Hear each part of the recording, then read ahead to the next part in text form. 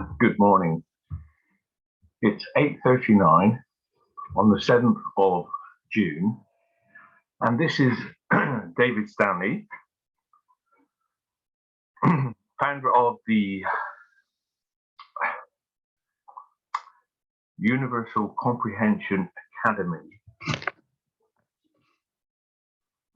I thought what we do in the academy is we just go with one particular topic, and that's called the spiritual journey. Yes. And today I'd like to look at the story of, or the allegory of, Plato's cave. Now I'll give a link below the video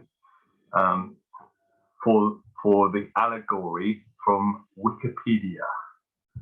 Yeah, and I'm going to read a little bit from that this morning, and it's I suppose you could say it starts the imprisonment in the cave. Now, Plato begins by having Socrates ask Gluson to imagine a cave where people have been imprisoned from childhood, but not from birth. Yes? So that's an interesting idea.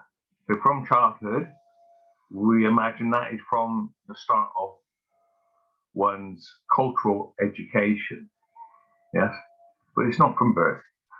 So these prisoners are chained so that their legs and necks are fixed, forcing them to gaze at the wall in front of them and not to look around at the cave, each other or themselves.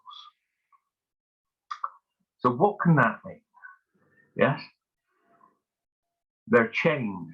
Well, one of the chains that changes to this world is the DNA. It's like a chain. It's a very, very long chain. Yes. And being fixed, our vision of this world is fixed. Totally fixed. We look at things and fix upon things in the physical world. And that is it. We are fixed from that point. Yes. I mean, babies aren't. Yes, babies aren't fixed like that, but with the cultural education, yeah, we get fixed into that slowly, progressively. Yes. Behind the prisoners is a fire, and between the fire and the prisoners is a raised walkway. A raised walkway with a low wall, behind which people walk carrying objects or puppets of men and other living things. The people walk behind the wall so their bodies do not cast shadows for the prisoners to see. But the objects they carry do. Just as puppet showmen have screens in front of them at which they work their puppets, the prisoners cannot see any of what is happening behind them. They are only able to see the shadows cast upon the cave wall in front of them. Right.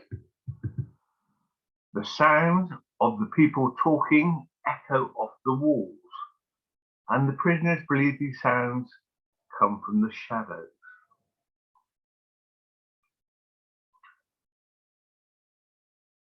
Socrates suggests that shadows are reality for the prisoners because they have never seen anything else. They do not realize that what they see are shadows of objects in front of a fire, much less that these objects are inspired by real things outside the cave, which they do not see. Yeah? The fire or human-made light and the puppets used to make shadows are done by artists. Yes, the fire or human-made light and the puppet used to make shadows are done by the artists. Now, if you take the word artist in French, yes, and it anagrams, yes, because there's an E on the end, it anagrams to the word Aristotle. Yes, as in Aristotle. So, Plato, however, indicates that the fire is also the political doctrine that is taught in a nation state. The artists use lights and shadows to teach the dominant doctrines of a time and place.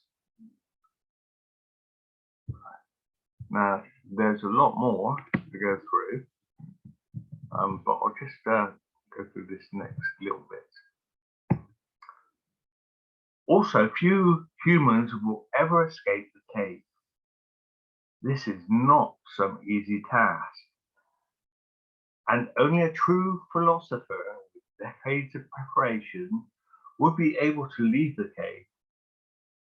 Up the steep incline, most humans will live at the bottom of the cave, and a small few will be the major artists that project the shadows with the use of human-made light. Now, I won't go into all of it. Like I said, there will be a link under the video with pictures, nice pictures, so you can get more of a view of it. And what I'd like to say is basically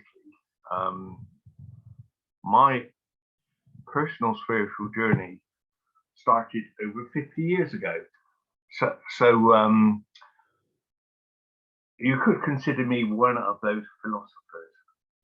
But in fact, the first time I heard the allegory of the cave by Plato was during a philosophy class, probably the first philosophy class I'd had in France, while studying for a diploma in French. It was all written in French. And that's when I heard about the allegory, and things started popping from that time. Yes, it's a very interesting allegory. Now, what I see now, today, in that allegory, is that it is a projection of our world, but it is a projection of the flat earth that we live on.